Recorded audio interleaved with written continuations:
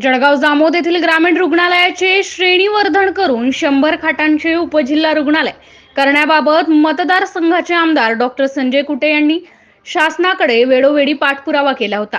त्यानुसार शासनाने आदेश काढून विशेष बाब म्हणून मान्यता दिली आहे।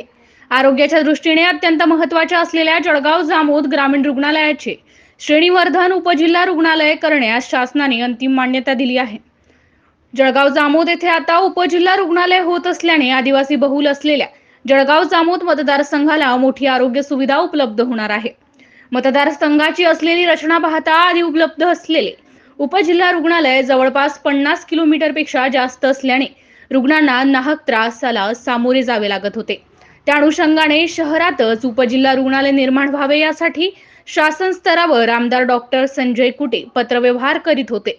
त्याला आता यश आले असून ग्रामीण रुग्णालयाचे उपजिल्हा रुग्णालयात श्रेणीवर्धन करण्यास शासनाने विशेष बाब म्हणून अंतिम मान्यता दिली आहे।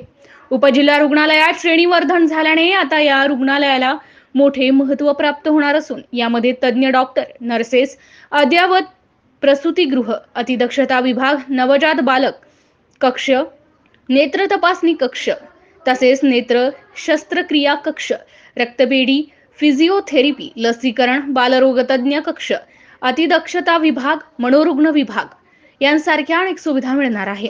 उपजिल्हा रुग्णालयासाठी लागणाऱ्या पायाभूत सुविधा जवळपास आधीच नियोजन करून निर्माण केले असल्याने श्रेणीवर्धन झालेले रुग्णालय प्रत्यक्षात रुग्णसेवेत यायला जास्त वेळ लागणार नसल्याने लवकरच सर्व गरजू रुग्णांना जळगाव जामोद येथेच आवश्यक उपचार मिळणार आहेत।